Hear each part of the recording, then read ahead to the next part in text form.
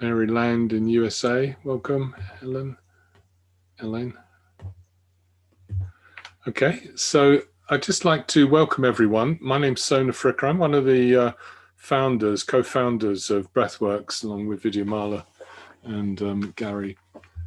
And Vidyamala had to have a very small procedure at the hospital yesterday. Nothing serious, but it's left her feeling a little bit under the weather. So she asked me if I'd step in for her this evening. So I'm doing that. She also asked me to share with you, because she believes she's going to be all right tomorrow night, an insight timer event that she does regularly. And I'll just share with you the link to it. I think there's about just under 500 people signed up. So she's becoming a bigger and bigger name. But there's the link from me to everyone. If you want to, I'll give it to you now because I'll only forget at the end. But maybe someone could remind me and I'll put it in again at the end. You can just copy that if you want to attend it. I think it's free. And just save it onto a notepad or something like that, and you can just join her tomorrow if you want to. So hopefully she'll be there, because I don't know if I want to talk to 500 people, but it's a bit sort of frightening, isn't it? Anyway, there's 79 of us this evening, and I'm going to lead you through a meditation of the breathing anchor. So I just say a few words about the breathing anchor. Sometimes, this meditation, the breathing anchor, technically comes from a meditation called the Mindfulness of Breathing, and the name kind of describes very much, both of those names describes very much what the meditation is about. So the mindfulness of breathing is about developing mindfulness, and the breathing anchor is about sort of staying anchored on one thing, which is how you develop mindfulness. So you do the same thing, it's just slightly different names, and we do it, sort of slightly differently. The breathing anchor doesn't have any stages, but the whole object is to just we only take the breath because it's an object of focus that we place our attention on. However, being aware of the breathing can also allow you to become aware of certain physiological processes that are taking place in your body when you kind of stop and focus on your breath. Quietens your kind of cognitive side of the brain to some degree, and this has a very calming effect apparently on the parasympathetic nervous system, and it helps you to kind of go just really letting go and relaxing, and hopefully get to a place which you could describe as kind of where you rest and digest and just feel calm. So it has a very, very calming side effect, really. It is there for building awareness, building mindfulness, so that you know what's happening more and more. But the beauty of the mindfulness of breathing is this calming effect it has on the mind and our physical organism. So it's a lovely practice to do. And what all you do in this practice, I'm sure most of you have done it before. If you haven't, what you do is you just pay attention to your breathing. But when you say to someone, pay attention to your breathing, that raises the question of, well, what do you pay attention to? What is breathing? I mean, someone like me who has quite a cognitive way of looking at the world, I kind of, as soon as someone says something, I think, what does that mean? So what is breathing? Well, breathing is just it's a process of breathing air in and breathing out. And it's kind of up to you, really, how what you pay attention to.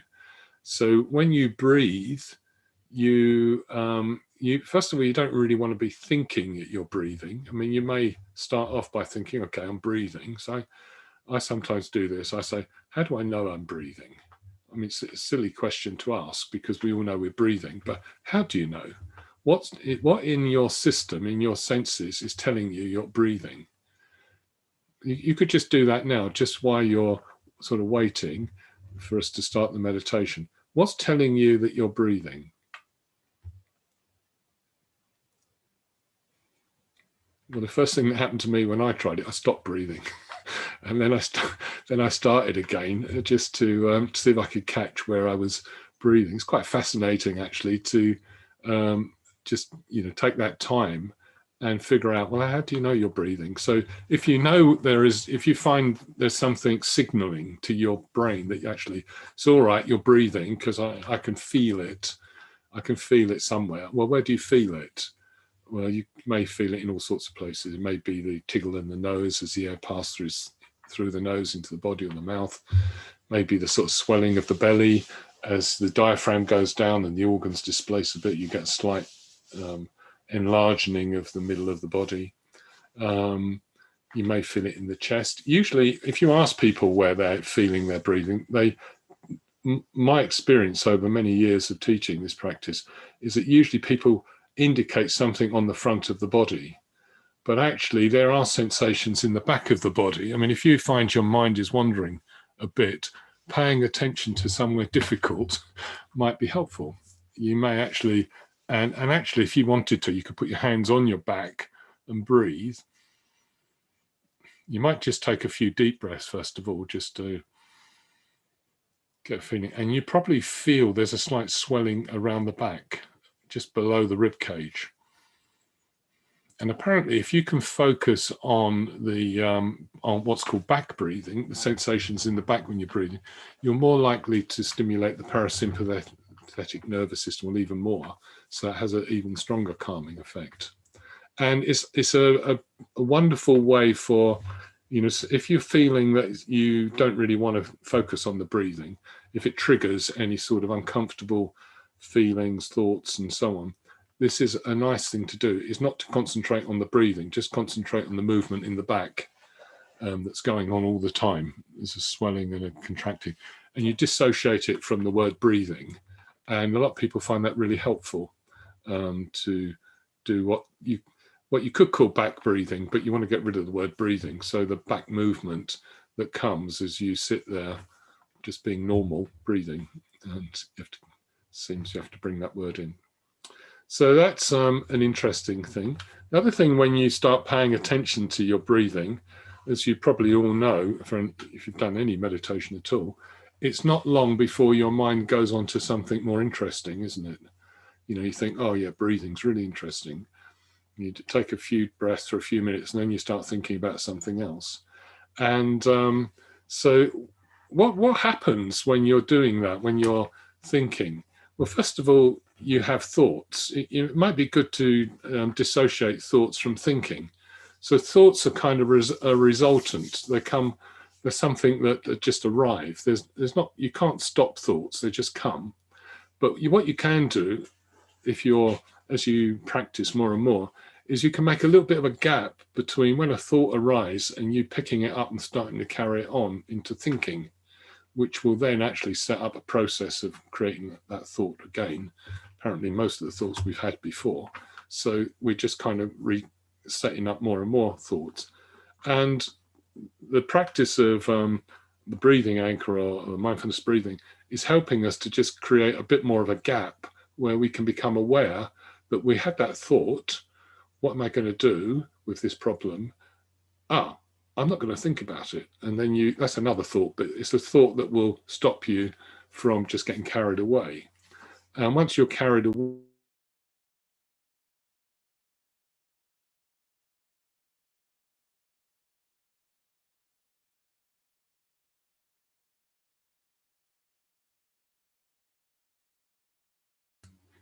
sorry about that. The technical person muted me. Maybe he didn't like what I was saying, but maybe I should be saying something else this evening. Anyway, I was just saying that you could make a difference between thoughts and thinking. And, I'd like to invite you in this particular practice we're going to do in a moment. So if you can notice that you have thoughts. Sometimes it's almost like you're bombarded by thoughts. It's just coming at you. But see if you can notice when you pick up one and start thinking. It's the gap between the two. There isn't a gap usually. One happens instantaneously, but you can create a gap by practicing mindfulness, by practicing awareness. You just create this gap and it can get bigger and bigger, and you can become more and more proficient at stopping thoughts getting carried away into a thinking process that takes you away from what you actually set out to do in the first place. So, and it's all these thoughts and all this thinking, the thinking that goes on, that causes us so many problems. It also can cause us some wonderful creative ideas that we can do. But if we notice we're having what are thoughts that we know are not going to be helpful, it's really good if we can just recognize them. And so long as they're not too emotionally charged, you can actually let go of them. Some thoughts are so emotionally charged, you just have to accept that's what you're going to be thinking about. And the best thing to do is just try to be aware of the breathing, even as the thoughts take you away a bit. So you just kind of keep reminding yourself you're breathing, and don't give yourself a hard time. Don't think you're failing if you're getting carried away, because that's totally normal. So this is one of the ways in which we can reduce our suffering in life, is to catch the thoughts that are unhelpful and that cause worry and anxiety, and just feed often a whole process that can actually lead to a sense of feeling depressed and down, and even serious depression. So it's, if you can work with the more creative thoughts, or just letting thoughts go, and particularly in the practice of the meditation, you don't really want to go off thinking even about creative thoughts, because that's, that might be interesting, but you could just kind of maybe mark that. That's an interesting thought. I'll do that later, but now I'm going to meditate. I'm going to sit, developing mindfulness. Okay, so let's have a go at mindfulness of breathing, or the breathing anchor. So first of all, you can just allow yourself to settle into paying attention to sensations in your body. So when I say sensations in your body, you have to gradually learn to tell the difference between a thought about a sensation and an actual sensation. So if, for instance, if you have a bit of pain somewhere, then you will feel a sensation that you would describe as unpleasant. If you have if you become aware of a part of the body that's very soft or relaxed, or you may even discover you smiling, for instance, you may describe that sensation as a pleasant one. There are a lot of sensations that are somewhere in the middle that we don't even know we have. We can ask ourselves, are my feet warm or cold? And then how do you know? Well, you've got sensations in the feet. And if there's not much, like there isn't much sensation, it probably means that that's a pleasant sensation, because you're not having to be bothered by it. It's not interrupting you. It's not unpleasant, like too hot feet or too cold. I don't mean like 1 and 2, but your feet are too hot or too cold. That might be unpleasant. So you're looking for those kind of signals of like direct experience of sensations in the body. And then, just to complicate it more, we turn our attention to the breathing, and we try to be aware of direct sensations associated with breathing.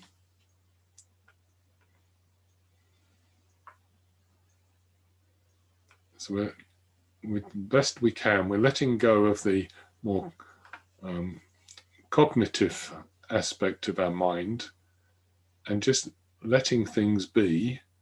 There's a sensation that comes with breathing. We experience it. Well, there's several sensations. There's the in-breath and the out-breath. We may feel it in different places. So we're training ourselves to be aware of the direct sensation. We don't need to think about it.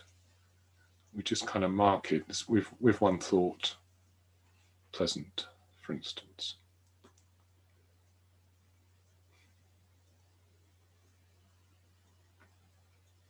And then instead of just maybe meandering or wandering around different sensations in the breathing, it may be useful, first of all, just to stay with one particular place.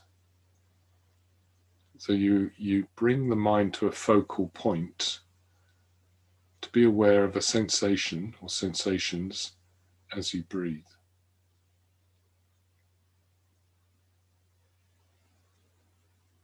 Noticing thoughts, and as best you can, just letting the thoughts be like a fruit that's arrived through various processes, and you don't need to pick it.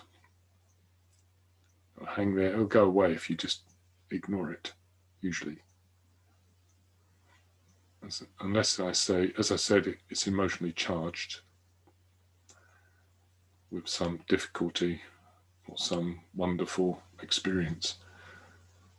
But ideally, you become aware of direct experience.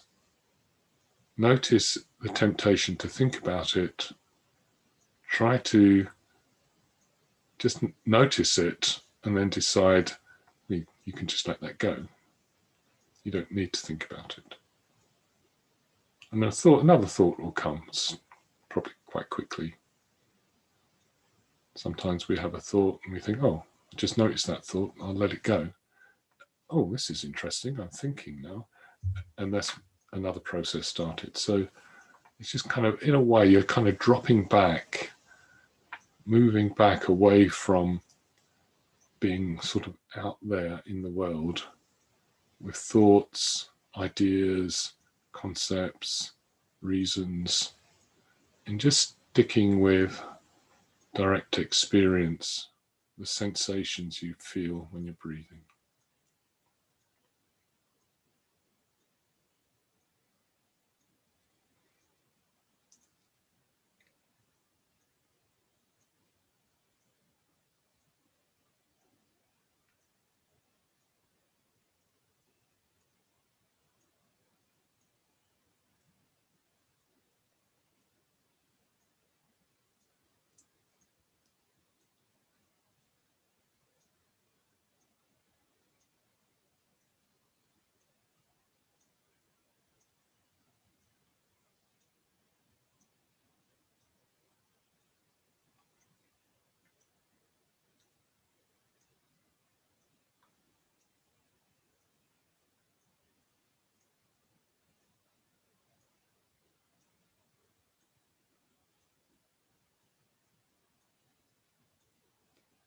See if you notice that if you manage to pay attention to the sensations of breathing for a few minutes or even a minute, just notice if it's making you feel calmer, if you feel like your body is softening.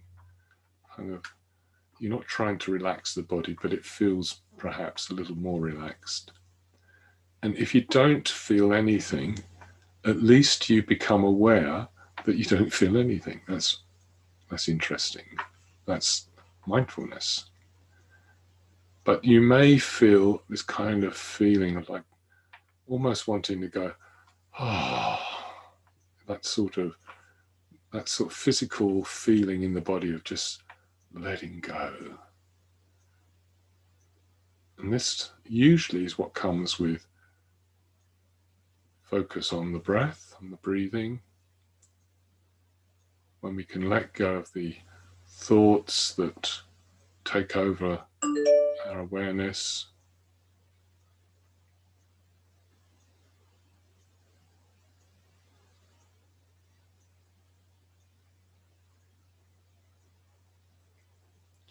And if you do feel this feeling of softening and relaxing, just give yourself permission to enjoy it. Just carry on breathing. The more you focus on the breathing, the more it will calm. You'll have this sense of calm, even of peace. Peace from all the thinking, all the noise, all the chatter in your mind. It can take a while to get the hang of doing it, but one of the little secrets I found is that as soon as you get this sense of softening, of letting go, try and stay with that. Don't think about it, because that'll take you away. But just stay with it, and just stay with the breathing that's causing it. Enjoy it.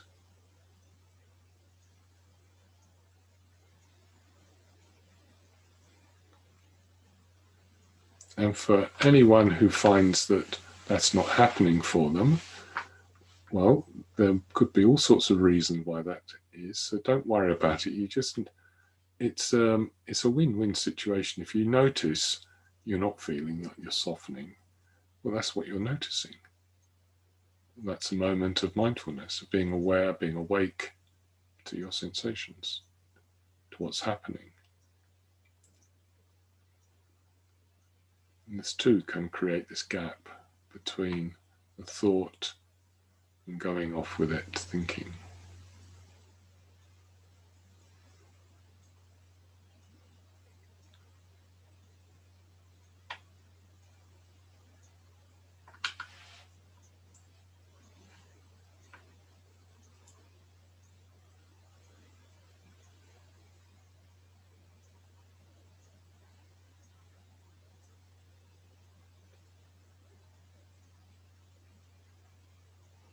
And sometimes we wander off so far we forget what we set out to do. So just to remind you, we're just sitting here. There's quite a lot of us. There's over 90 people around the world just placing their attention on their breathing. How wonderful. You could just allow yourself for a moment to feel that, maybe not think it too much, just you need that thought, or lots of people just breathing, but then take your attention to your breathing. Just realize all the rest of us experiencing pretty much the same as what we're experiencing, at least the sensations of breathing.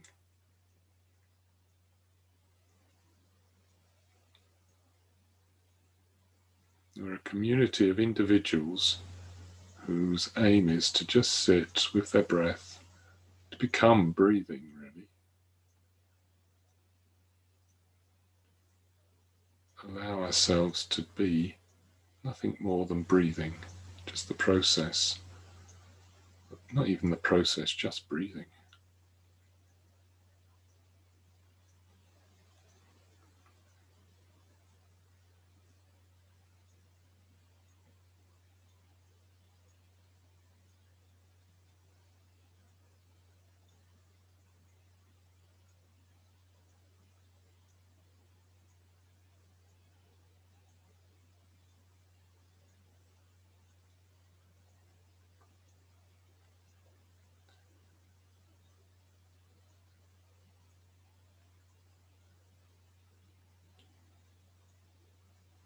And the body is just resting down, being held down by the force of gravity, acting on every cell of the body.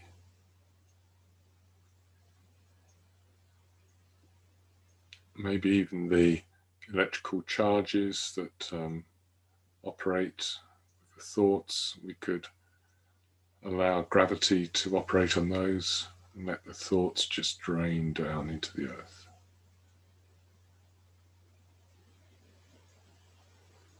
You have a sense that even thinking's too heavy. It's not worth it. You can just float above it with your awareness.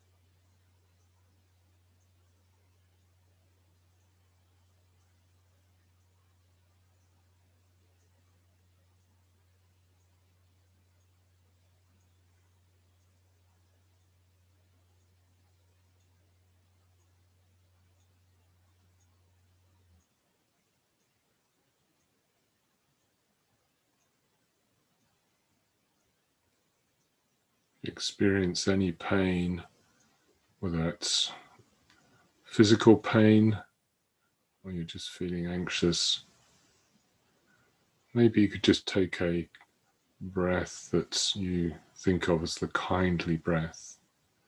If you've got pain in your body, you could direct it as though there's energy in that kindly breath, loving kindness going towards the part of the body that's hurting. If you're feeling tense and tight because of any emotional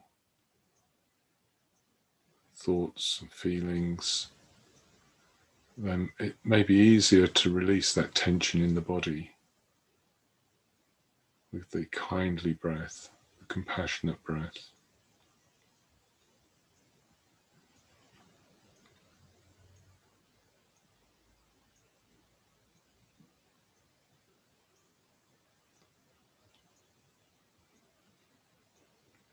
And just before we finish, it might be useful just to reflect for a few moments on how much time we spend thinking during the day when we're awake. As soon as we wake up in the mornings, we usually start thinking quite quickly. And I like to think excessive thinking is one of the causes of so many problems of stress. I suffer from migraines sometimes, and it's usually connected with stress. Sometimes it's physical, I overdo things physically. Other times it's just a bit of anxiety, overthinking things. And what if we just had a little practice, almost like cleaning our teeth every day for 10 minutes or longer, ideally, of just sitting, letting go, staying with a kindly breath, which little by little will will create a gap between initial thoughts and then sustained thinking. We'll have a choice whether we want to think about that particular thought, to carry on, or to let it go. That we have some more control over how we arrive in a space where we feel quiet, relaxed, where we can feel kindness for ourselves and feel the kindness to others, instead of what often happens with excessive thinking is we alienate ourselves from the world around us, from the living world around us, nature, from other people. And these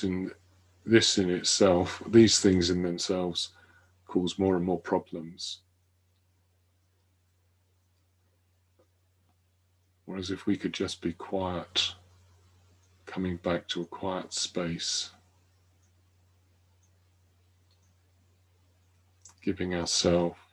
allowing ourselves to find what we need and how to fulfill that need as possible.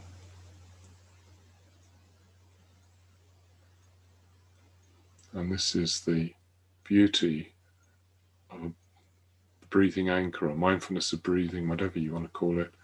Just this focusing, this quietening, this calming practice, which builds our mindfulness, so we know what's happening. With direct experience. Okay, so that's 7:30, and right, it's the end of this led meditation. I mentioned before that Vidyamala is going to do, for those of you who might have arrived a little bit late, my name's Sona. I'm one of the co-founders of Breathworks, and I'm standing in for Vidyamala this evening, as she had a small operation yesterday at the hospital. She's all right. There's nothing to worry about. She's just feeling a little bit sort of done in today. So she felt she needed a bit of time to recover. But she's hoping to be back teaching in the evening in England, but different times on Insight Timer tomorrow night. So I'll just add the link to the chat box. If you want to copy it, you can just paste it into your browser. If you want to join her tomorrow or you want to find out details about it, I'm sure it will take you to the right place for those details. So I hope you've had a good time. If you want to share anything with others in the chat box, please feel free for just a couple of minutes before our host, whoever that is, probably Ollie, will finally end the session. Thank you so much, all the people thanking me. It's been a real pleasure sitting here meditating with you. I've really enjoyed it.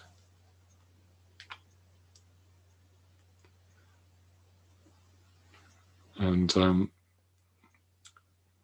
well, there's a lot of you saying that. Thank you very much indeed. And I might see you again on another day when Vidyamala's not feeling